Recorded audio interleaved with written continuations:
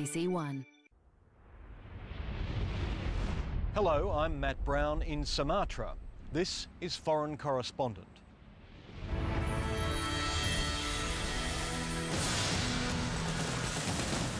It's machine versus wild. It breaks my heart because they have a right to live here. Somehow people just keep, taking so much from them. In a much bigger drama of man versus planet. We're seeing hundreds of thousands of hectares being converted to plantations. In a remote, expanding pocket of Indonesia, the world's biggest paper plant turns trees into office paper, bound for Australian superstores. We're doing it in a responsible way in line with what the Indonesian government wants to do. It's just one operation catapulting the country high up the list of greenhouse culprits, as locals worry about their land and the rare creatures calling it home. It's just alarming to sit here and watch it happening right before your eyes. Hello. We've been trekking to the heart of Sumatra's once great forests to check on what a big paper company's been doing to the land and the people. And what we saw there is disturbing.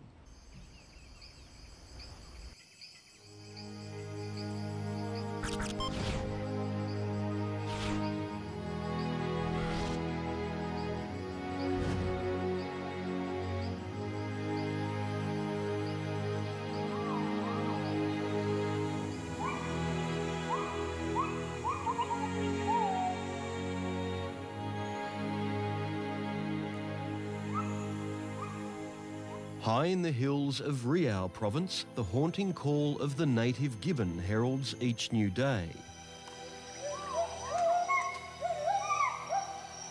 The forest canopy conceals some of the world's rarest wildlife, including the endangered Sumatran tiger.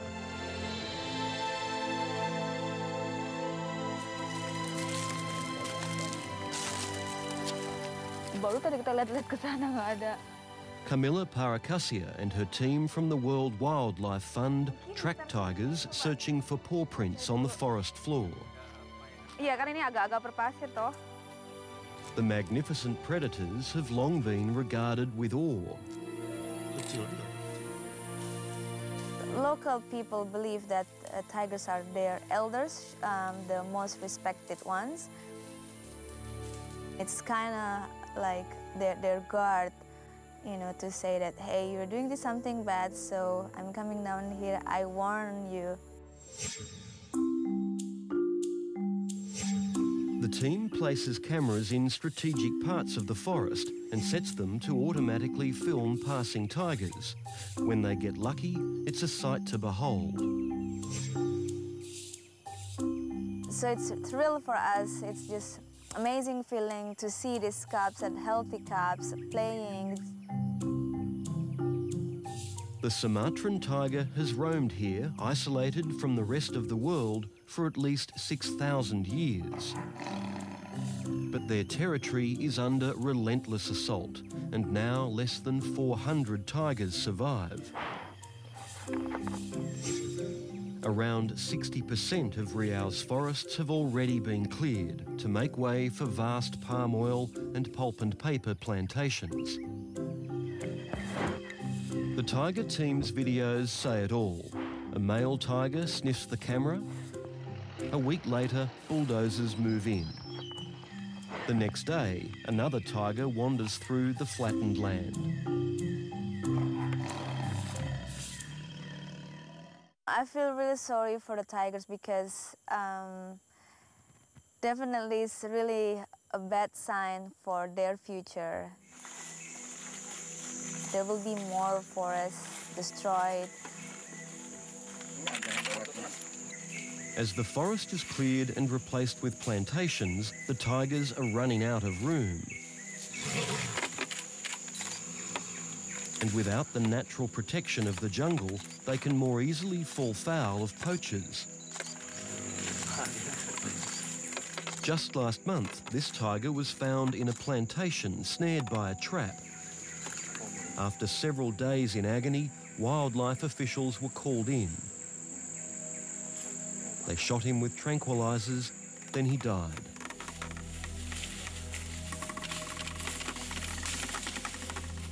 It breaks my heart because they have a right to live here. They even here before us. Somehow people just keep, taking so much from them. First they're taking their home, they're taking down the forest.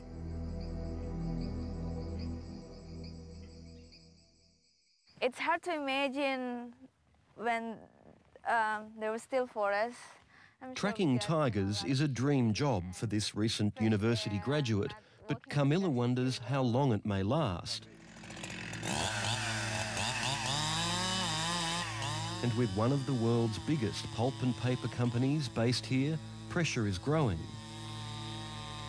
Asia Pacific Resources International Limited, or APRIL, is logging forest and planting acacia trees in Riau's prime tiger territory. The APRIL concessions are located in different parts in the landscape, and one of them is here right at the border with the wildlife reserve. The plantations look green enough, but conservationists say they're a biological desert. Before the plantation exists, it was a forest, and if I were a tiger, I would feel sad, angry, confused. I don't know to whom I should talk to get back my home. Some of the worst forest destruction I've ever seen anywhere. Some of the fastest and most intense forest loss is happening there. Now home in North Queensland, one of Australia's most experienced forest scientists, Bill Lawrence, toured Riau with APRIL earlier this year. He's still shaken by what he saw. I thought I'd seen, impressive deforestation in places like the eastern and southern Amazon and parts of Africa and other places, but what's happening there on just sort of a large industrial scale is pretty daunting. As APRIL's machines move in, they level all before them. While the company waits for its plantations to grow, the native forest provides valuable wood for its mill.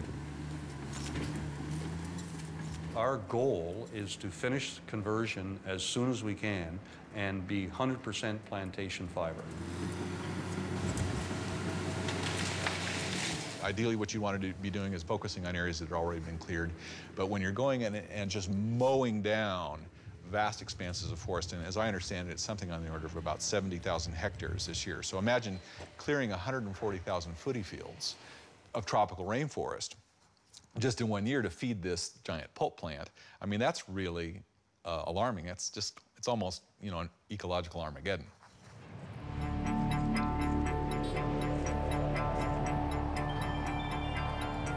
APRIL's mill churns out more than 3.5 million tonnes of pulp and paper each year.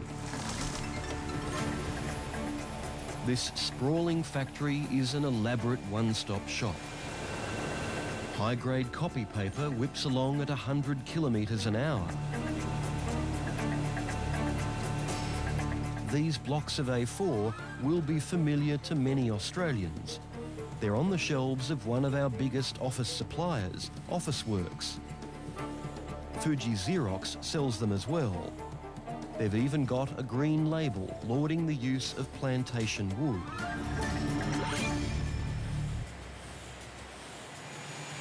I think they're greenwashing. They're just basically trying to convince us they're doing the right thing by the environment, but in fact, oftentimes what they're doing is pretty paltry. The view from the company's helicopter reveals an operation of staggering size. Our tour guide is APRIL's Director of Operations, David Kerr. So this is the biggest mill on the planet. The biggest. Yep. The mill is fed by a patchwork of plantations where native forest once stood. Little's left beyond slender fingers of forest on rivers and streams. April says its land management stands in stark contrast to the illegal logging and burning that scars neighbouring property. What we're doing is we're doing it in a responsible way in line with what the Indonesian government wants. If we don't do it the way that we're doing it, it can be even worse. Why do you leave these single tall trees around the place? It's a requirement, a legal requirement to keep in some special species that we come across when we're harvesting. They look pretty lonely. Yeah, they do.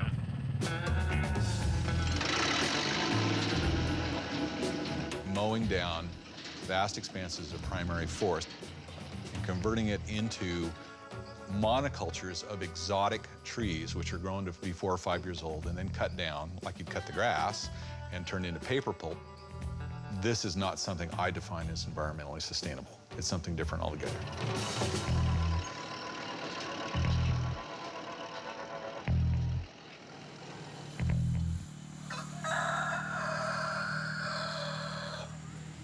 Near April's mill at Kerinci, the sentiment is more positive.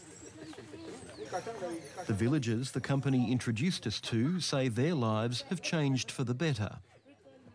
Nah, itu memang sangat menggembirakan kan, dikarenakan sarana jalan bisa rapi, sarana pendidikan pun dibantu juga kan, sarana olahraga, sarana semua itu kayaknya stabil lah untuk maju bersama gitu kan.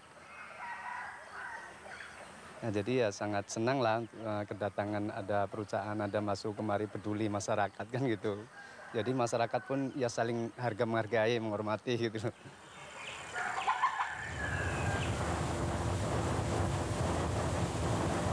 While April holds out its presence in Kerinci as something of a model operation, just an hour away we find a very different story. This is the Kampar Peninsula, where it's not just the clearing and tree felling which blights the landscape. Corruption runs as deep and murky as the Kampar River itself.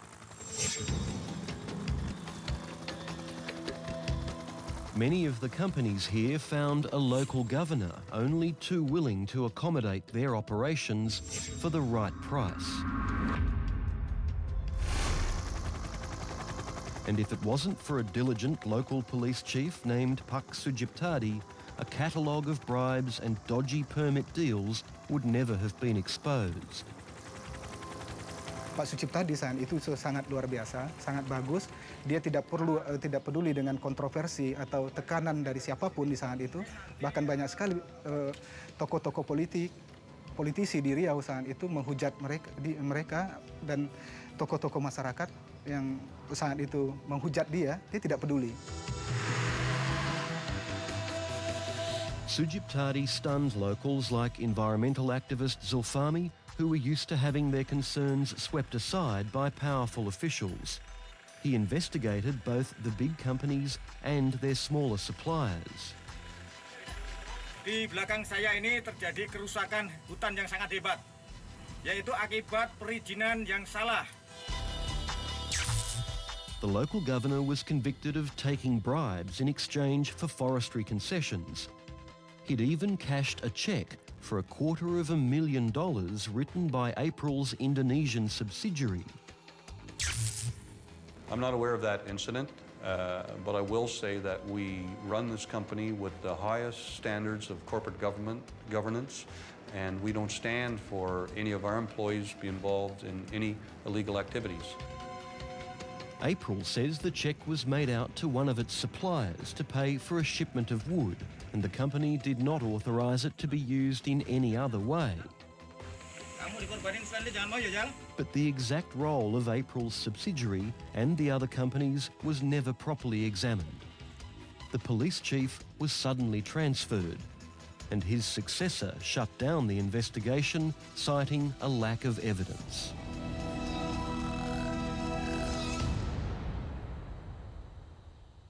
Hancur harapan kecewa, sedih, marah, semuanya bercampur. Tidak hanya saya, tapi banyak sekali masyarakat Riau.